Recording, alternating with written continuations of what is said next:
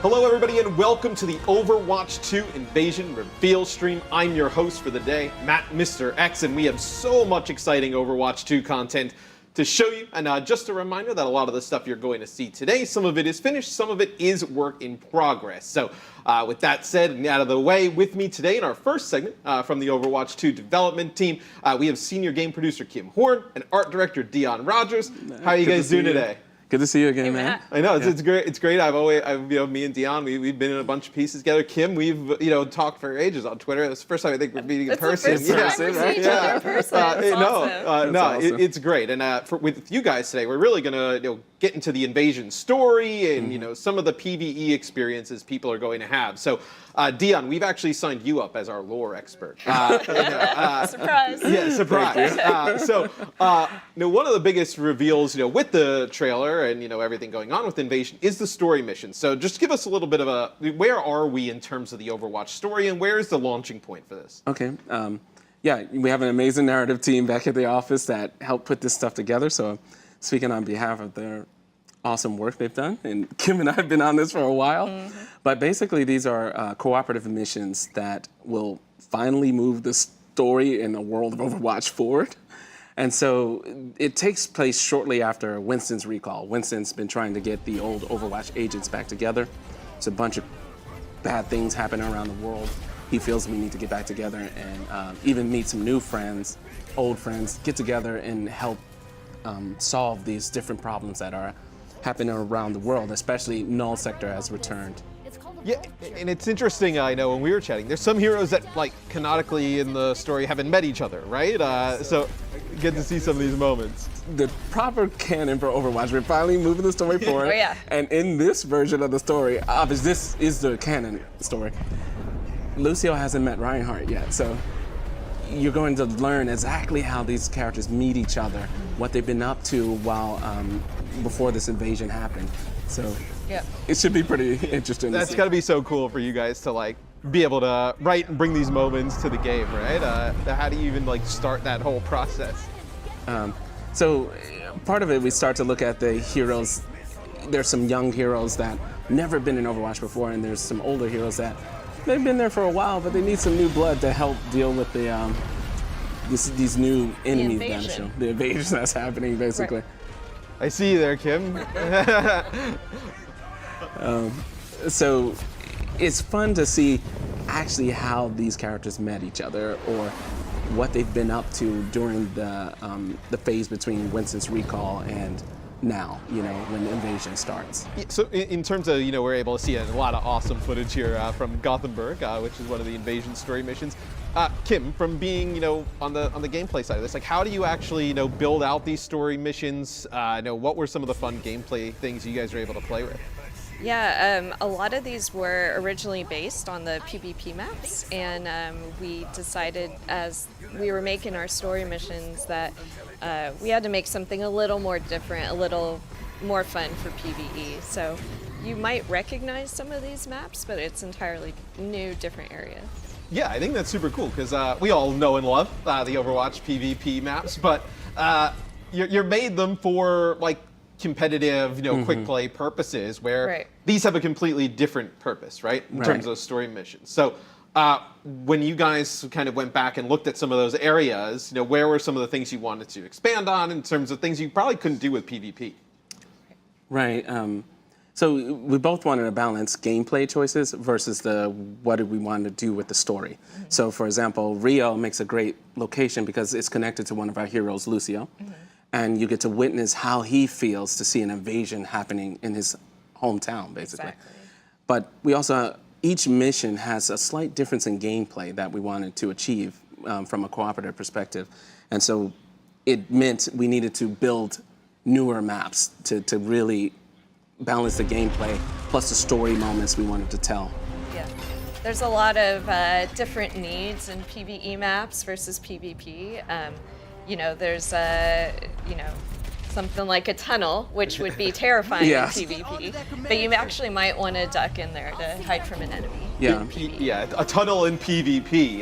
No, I'd be angry. I'd be like, hey, don't put me in a tunnel in Yeah. PvP. You know, you got the Reinhardts with the shatters down there. Right. But I guess that allows you to kind of have some more fun, a little bit more creativity, It's a like bit with more different open. enemy types. Yeah. The levels are more vast. We're able to do things that just would make PvP imbalanced. You know. Exactly. I mean, and they look incredible. I mean, just kind of seeing some of the footage here from Rio, just the lighting, and moments. then this guy, I saw him in the trailer. I think he's coming up. Yeah, I mean, he looks tough. I can't Oh, it's imagine. a pretty fun encounter. Yeah. Yeah, I'm super stoked to jump in and see some of these encounters and different types of things that you guys have.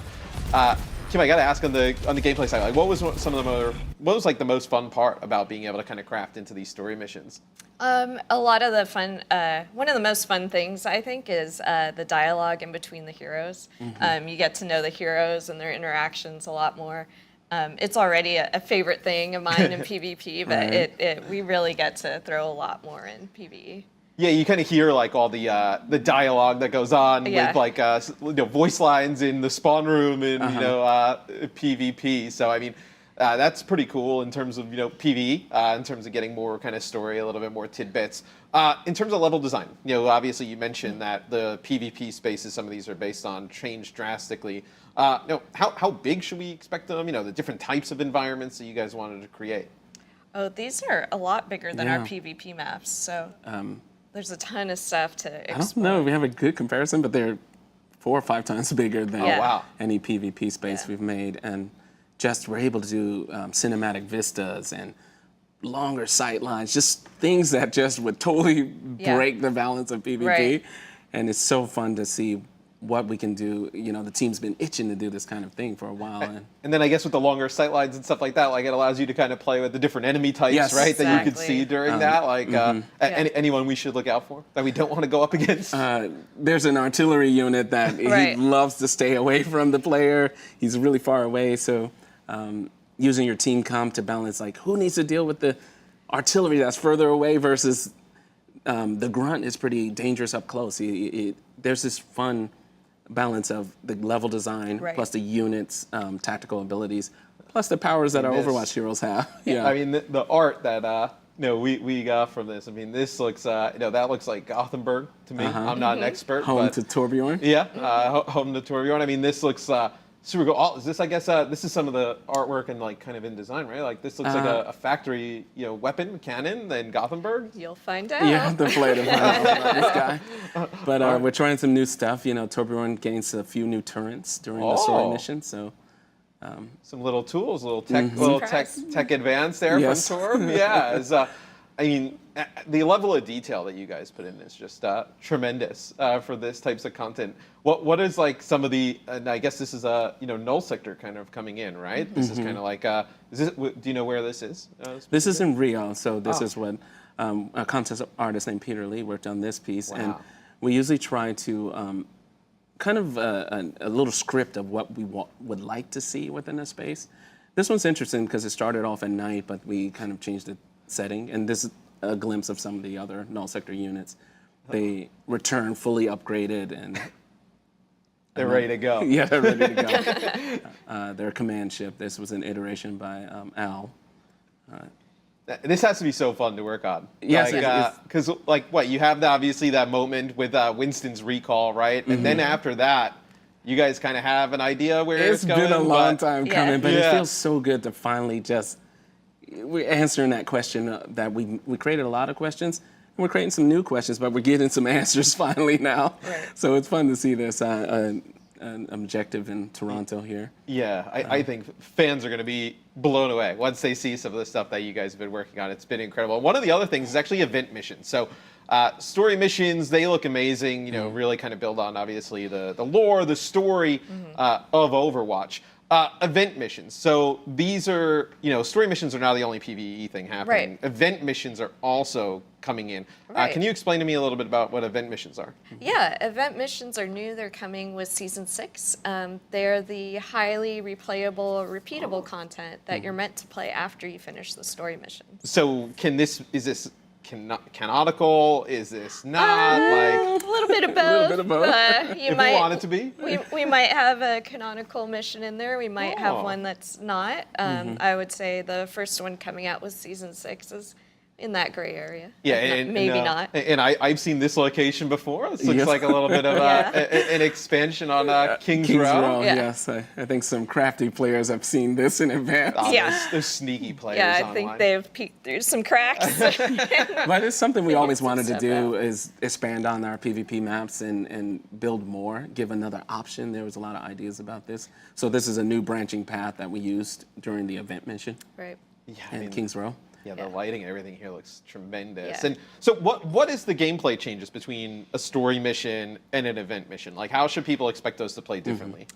We have a whole bunch of challenges with story missions. They'll change every week. Also, the hero roster you can choose from will be different. So the gameplay will change from Some week to gameplay week. Your modifiers, right? objectives, Yeah. your that'll challenges. That'll be yeah. super cool. So like a gameplay modifier each week, Yeah. with some different like new heroes in the mix, right? Like Right. that should be super fun in just terms of like replayability and Yeah. this is Underworld, right? This Right. is kind of like the The first one is called Underworld. the first one, and some same enemies as story or different. Same enemies, but you'll fight them in new ways. Yes. Oh, okay. So I won't get any tips and tricks today in terms of how to deal with that. These look actually super awesome, and I love the fact that they're like, you mentioned like replayability, right? In terms of like week to week coming back with a new hero roster, Right. Different types of modifiers, I assume, with different enemy modifiers or buffs Right. or something like that. That'll be super fun. What was the best part about working on this type of stuff? Is it like getting creative with the modifiers and things like that? Like, Yeah, definitely. And then just figuring out how to make the gameplay really fun when you're playing over and over again. It's something we play like every day, and it always feels different. yeah, I guess was the philosophy going into Underworld, was it to build something that's like highly replayable, like week on week? Exactly. Yeah. Oh, that's yeah. I mean, and then to have something like that, I think obviously on top of the story missions, Right. I think is awesome because people were wondering like, I'm going to do the story, but I want to do like more, and I want to do it all the Yeah. time with the Right. different difficulties there. And then is this like one difficulty or is it multiple difficulties? How does that work? There's multiple yeah. difficulties. Yeah. You know what's cool too is it was fun to revisit the classic PvP map and expand on it. And in PvP, we do place a lot of story, right? Yeah. A lot of players pick up on a lot of things we do in the PvP maps that are canon to the story of Overwatch. So Kings Row made a lot of sense to do it as an event Right. mission because there's Mondada and King's Row. Yeah, it's too. Kings Row Right. too, right? Who's going to be upset about going back Right. to King's Row? Right. Yeah, so a lot of our PvP maps have a lot of story in it, and this is what's so great about finally doing this co-op story missions to help answer some of those tidbits of story that we used to place Yeah. Yep. around the PvP map. So Totally. that was a lot of fun just digging into that. Yeah. And I just love like the nighttime scary kind Right. of look that Kings Row has, Yeah. over the top Underworld. But another piece of content that's PvE solo playable is Hero Masteries. So I found out about this a little bit ago, and I was like, this looks super cool. Yeah. I'm terrible at it. So explain to me a little bit about Hero Masteries. It's solo content. You're meant to play, by yourself. Maybe it's late at night and you just don't want to stop playing, but it's meant so you can try out new heroes. Maybe a hero you haven't played very much or very often, want to get better at, and you can kind of play on your own and learn techniques and play some challenges. Yeah, and I see whoever was doing this one pretty good. I see the Winston Primal Rage tech, right? About you jump, then Primal, and then be able to knock players around. Yeah, and story-wise, Winston basically created a simulation room within Gibraltar, Watchpoint Gibraltar, for the heroes basically to hone their skills, to test Right. out,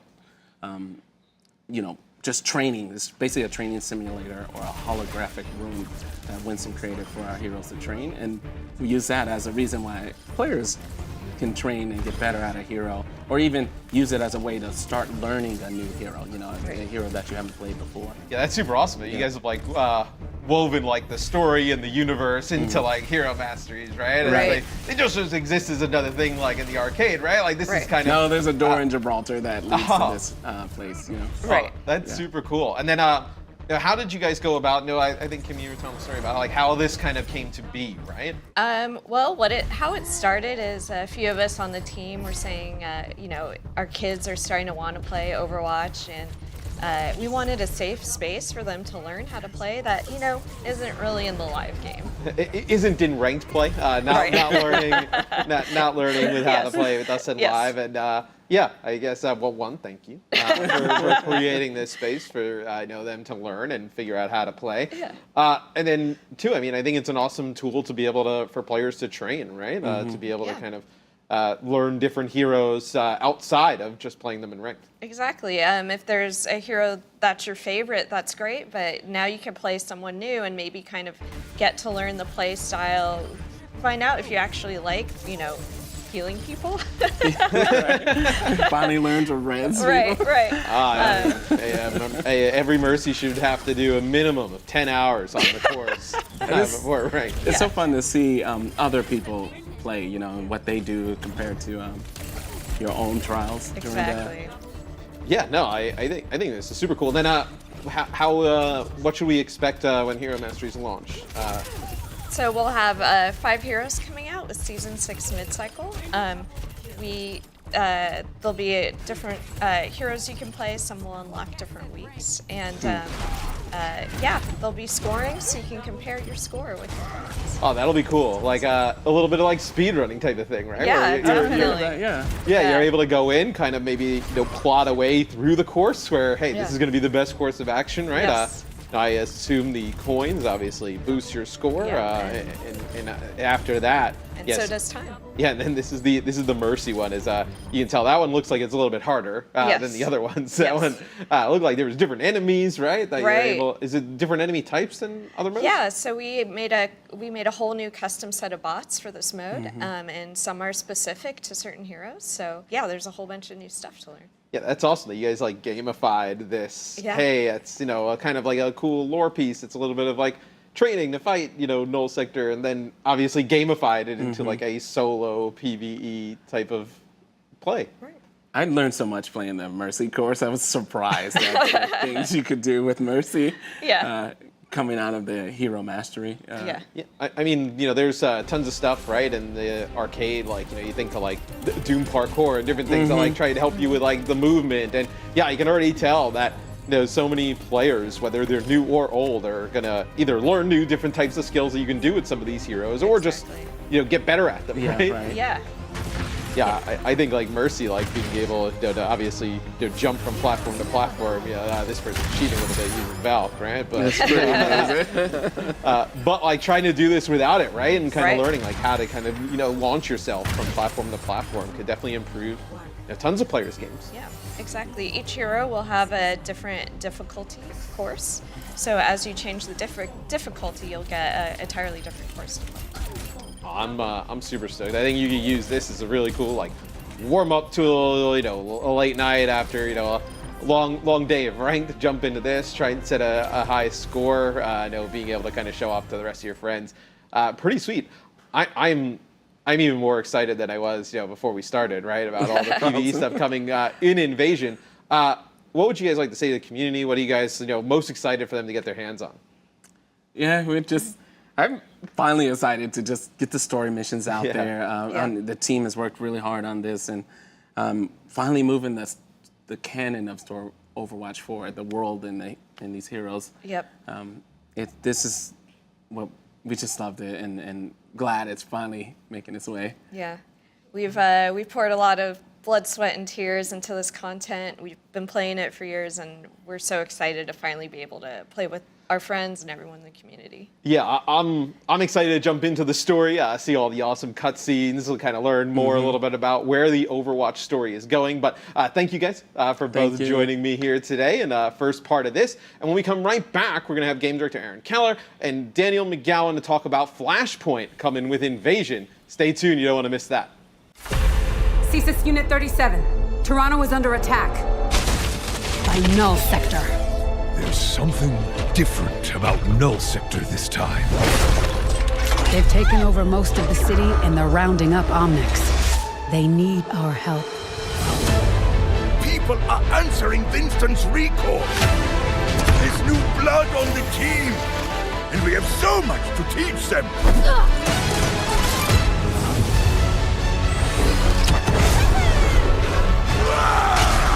If we can stop Null Sector, maybe we can save the city. Coming through! Been a while, Vivian. As if I didn't have enough problems already.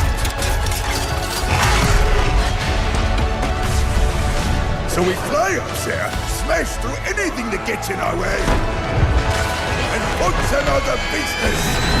I hate to interrupt the moment, but I'm picking up reports of more attacks in other cities. It's a fight they want. I say let's give it to them.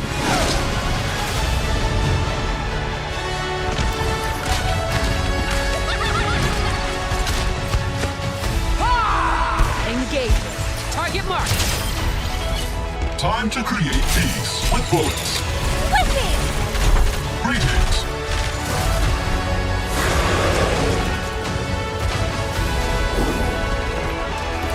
Oh, yeah! Boom!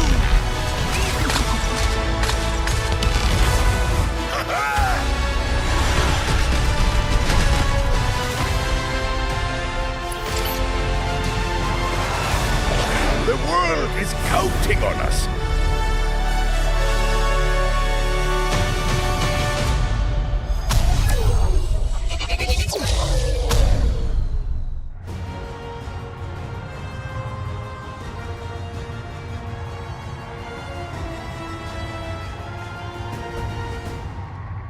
Welcome back, everybody. It's Matt, Mr. X, and this time I am joined by game director Aaron Keller and principal environment artist Daniel McGowan to take a deeper look into some of the other things coming in Invasion. How you guys doing?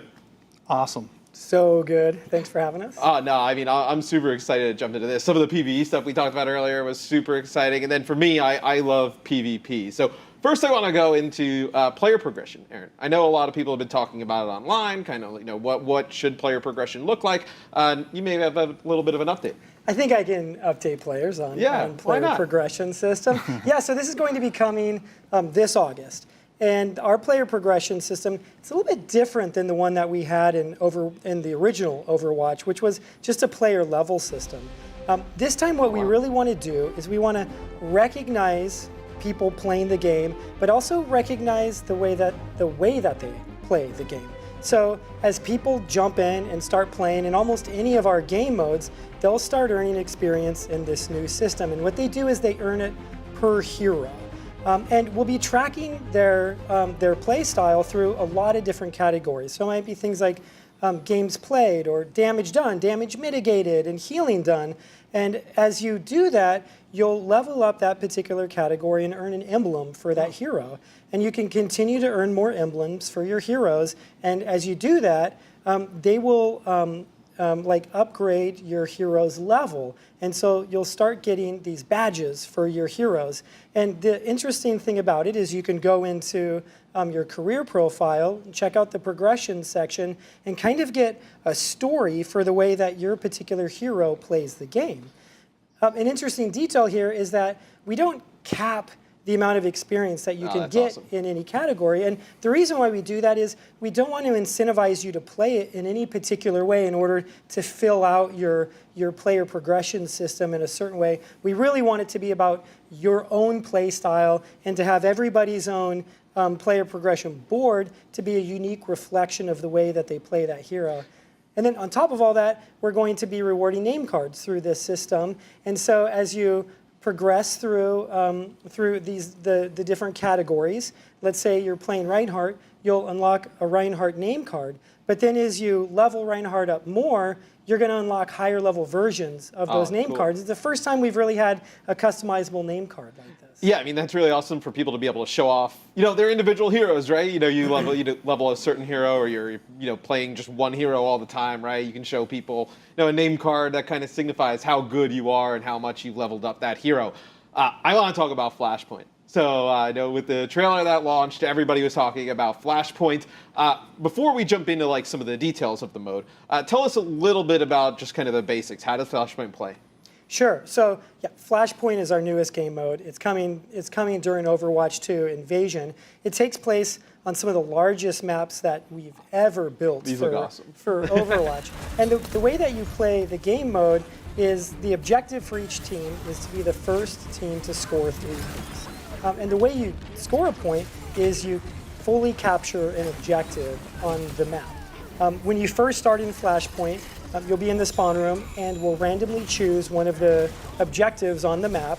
And when the spawn doors open, everybody runs out, they go to that first capture point. The capture points work similar to the way they do in Control. Your team can gain ownership of it very quickly, but then you have to tick all the way up to 100% before you fully own the thing and score a point. The interesting thing about the mode, though, is this is where everything kind of changes. So when a team caps that, what'll happen is we'll randomly select one of the remaining control points and activate that one. These maps, like I said, they're really big. So now you'll have these 2 teams typically traveling in a parallel path to the next capture This point. looks incredible, by the way. This is an amazing, amazing point. And so yeah, so you'll go to a point like that, but you'll be traveling next to the enemy team. So you have all these options. Do you want to interact with the team there? Do you want to try to get an early pick or maybe an early team fight win so you can capture the next point easier? Do you maybe just want to try to protect positioning? So maybe you're just going to try to get to the next point quickly in order to get high ground on it and force the enemy team to kind of pop in a less advantageous route. And then you'll fight over the next control point, and you'll keep doing that until one of the teams gets 3 points, and they'll win the match. Yeah, and I got to say, Daniel, the art looks amazing. How difficult was it tackling? Like, these maps are massive, like truly massive. How difficult was it tackling, like, hey, we want to keep that Overwatch level of detail, style across these large maps? I mean, just look at some of the landscapes we're going to have to play with. Yeah, well, first it took a whole team effort and a lot of passionate people, but we really tried to push the bar as much as we could with these maps, right? They're much larger than any other maps that we've built to date. And it actually allows us to bring in a lot more themes, right? So we can push more narrative. We can show you elements of that culture that you've never seen before, right? For example, in Junk City, you might even be able to see where the demolitionist faction reside, right? The center arena, the hammer mill. So, yeah, we put in a lot of love, and getting it to all fit was very tricky. But we didn't want to drop that Blizzard quality bar at all. So. It's got to be really cool to be able to kind of explore, we have Junkertown, right? But that's just a pretty linear path, right? The game tells you where the cart goes, you follow the cart. Now with these like wide open landscapes, it must be super fun to jump in with the team and ideate on like how a really kind of like Junk City looks, right? Exactly. We the fans love Junkertown, the developers, we love Junkertown, and we have some great cinematics, and we really wanted to explore this fantasy a bit deeper. And so we had to ask ourselves some really cool questions about, we know what the town looks like, but what if the city, if you're in the heart of it, right on top of the Omnium core, what would those vistas look like? And I think we came up with some pretty good solutions. Yeah, and in terms of gameplay, like Aaron, like how do the points, different, right? Obviously we have Control as is now, but now with these like large maps, right, you can create different types of points in between those points, like connecting them. What should players expect? Yeah, so these maps are totally different than anything that we've built before. And they're a big non-linear space, and they're also a quasi-symmetrical layout as well. And so there's a lot of challenges with building these maps. As I said earlier, they each have 5 control points. And when we develop new game modes, especially game modes for quick play ranked and for esports players to play on, one of our top goals is to make sure that they're competitive, that they're balanced, and that they're fair. So every one of the control point areas in these maps have a symmetrical layout. It works similar to the way we do Control. So each team has the same entrances to it. They have the same amount of cover, the same access to high ground, and even the same run times from their spawn room. And we do that very intentionally to make the map fair. But But then on top of that, when you have all 5 of these in one big space, as you start moving further away from these points, then the map starts getting less symmetrical, and it's more about all the connecting routes that you have between the space, because sometimes you might be going from one of the capture points that's closest to the enemy team side, and you're pulling back to yours. Or sometimes you might be in one corner going all the way across to the other corner of the map, and it's a really long journey. And one of our priorities is to always make it so that players kind of recognize where they are in the map and recognize where they're supposed to go in the map.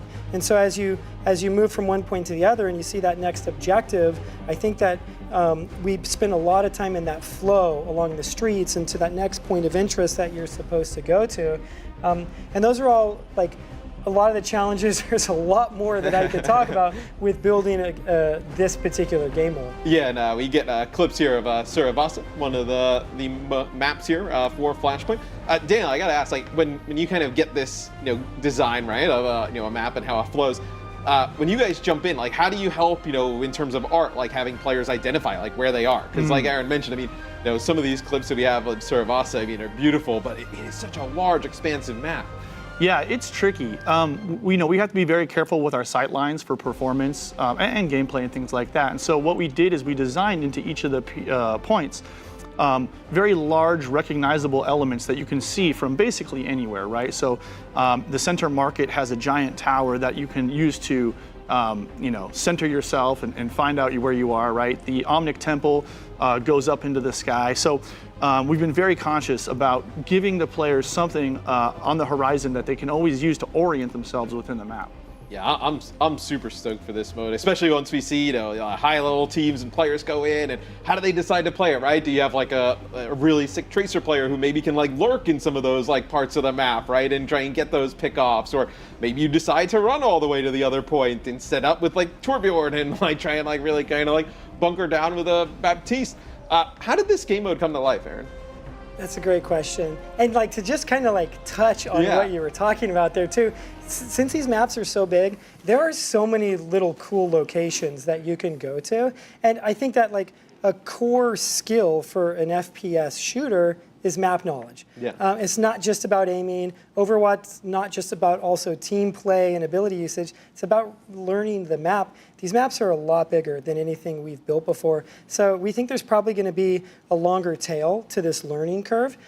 So it might be a little bit more intimidating to jump into a map like this, but at the same time, I think that there's this process that you get to go through of learning it and getting better and better over time on one of these maps. Yeah, I think you'll see lots of really cool stuff. Like what's the best way to rotate from one point to the other, right? If you know a team is spawning in one spot, is this the best route to take, or maybe you take a little bit of a safer route? Is this the other one to kind of work on?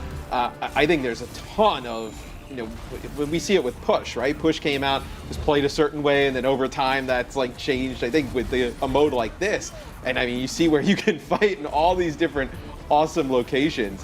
I think it'll definitely change over time. Yeah, definitely. Okay, sorry, jumping back to like how we developed this mode too. I think that developing new game modes for Overwatch is something that we have started to recognize as core to running the live game. If you think about the way players experience our game, you select a hero, you load into a map that plays a particular game mode. And all of our maps are like that. All of our maps are built for very specific game modes. And when you have that sort of constraint on you, when you develop a new payload map, for example, there's only going to be a certain amount of things that you do for a map like that. They're very linear. They're cut into 3 sections. They have a certain amount of like choke points and run back times from the spawn rooms. And so to create an experience that feels a lot different to players on a map requires a new game mode. And so that was our intention here, was to not just build some new maps, but to start evolving Overwatch into the future by building new game modes. These are the sorts of things that we would like to continue to do for the game. And when you start looking at what our game can be years down the line, as we're releasing things like story missions, we're releasing new heroes, new game modes, new maps, and 3, 5 years in the future, Overwatch is a much bigger, much more expansive, and much more evolved experience than you have today. Yeah, and I think just seeing some of these locations and like building upon the story, like we were talking about, in the past in PvE, right? With expanding Kings Row and obviously we have a Junkertown map and then see New Junk City. It's got to be fun, Daniel, for you guys to look and be like, okay, what can we expand on, right? And show more of that side of things. Absolutely. In Junk City, for example, you can actually see Junkertown in the Vista. Oh, that's cool. Right? We've tried to give some kind of connection to those and call back to the original map because it was, so influential. But we can't talk about Junk City without talking about India first. And that one, we built that as an assault map originally, but when we cut to CP, we decided, it'd be a perfect opportunity for Flashpoint because we really wanted to represent, that location in our world. So, that was the first one we built, and we learned a lot, which we took to Junk City, right? Yeah, that's super cool because I've seen Survasa firsthand and. Just the locations, are beautiful. We just kind of had it on the big screen behind me, but man, it looks so good. And all the locations are so different from each other. I think that's one of the things that I really kind of take when I see some of the footage and watch is that every point in this feels different, but then also every game also feels different, right? Because as you were mentioning before, you're kind of traveling through different parts of the map that you may not experience all the time. Yeah, because the points are selected randomly in this game mode. And so you might start in the far right corner and then pull back to the near left corner. But sometimes you're going to go in a completely different order. So there's a lot of combinatorics in learning how to not just play the mode, but in learning hey, if we're going to be going from this point to that point, what's the right route to take? What are we going to do if the enemy team does this? Or, hey, we think we saw that Brigitte alone over there. Maybe we take the opportunity to go over there and try to get an easy pick for us. And there's a lot of different things that you can be thinking about and doing just as you're learning how to play the mode and learning how to move around the map. And I think we see it when we get some of these clips at the start of these, right, with the top-down POV of just how expansive, how big these maps are. Daniel, kind of what should people expect at home, for how the sizes of a map like this? I think people are going to be really impressed.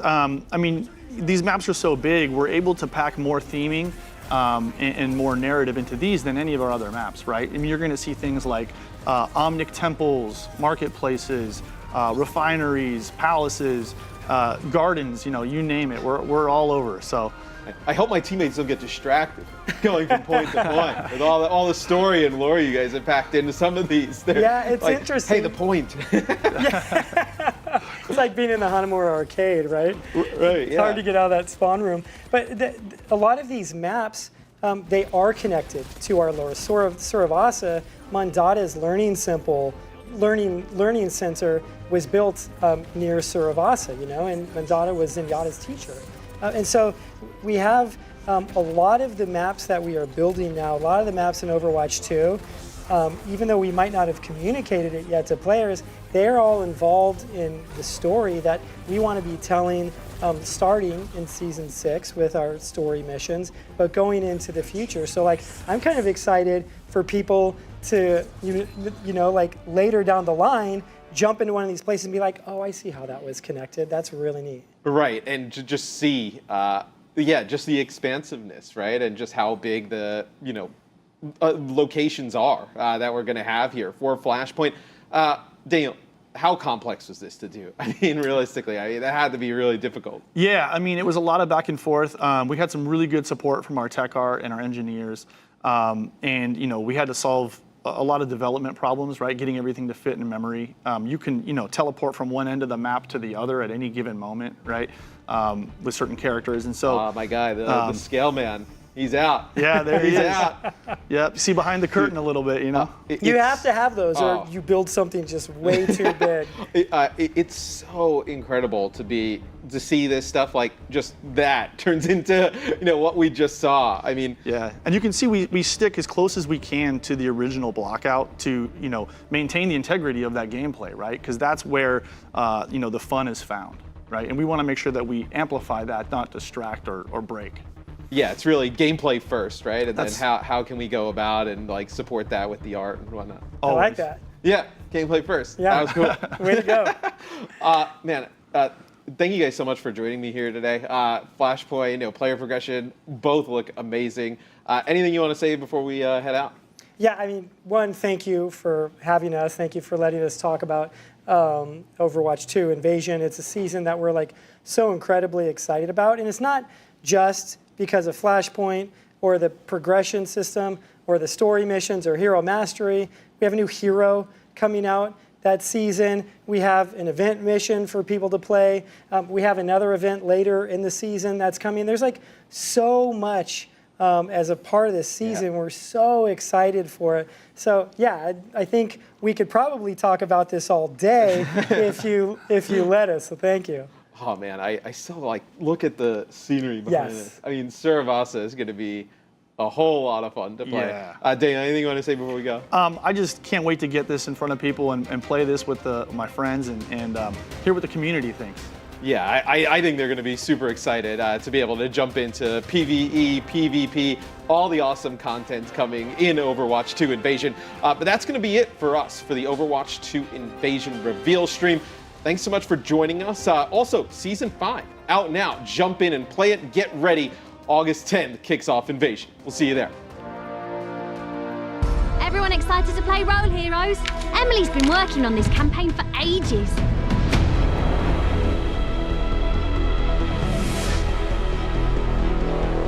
I can't wait to meet Queen Emily. Do you have your characters ready?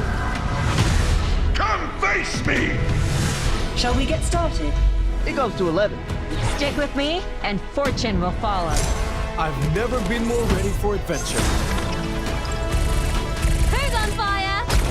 I am. My arm is in rough shape after that last fight.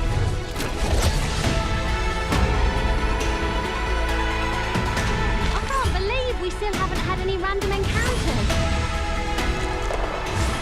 You roll this time. My dice are cursed.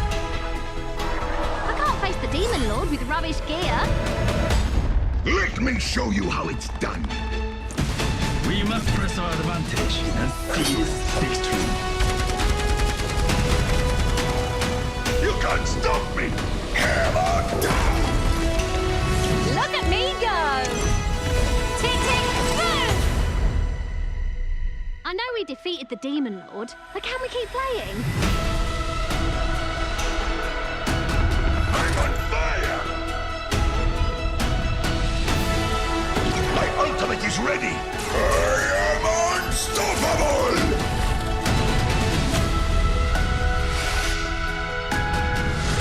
You are only human. Time for mischief and magic. Experience always wins in the end.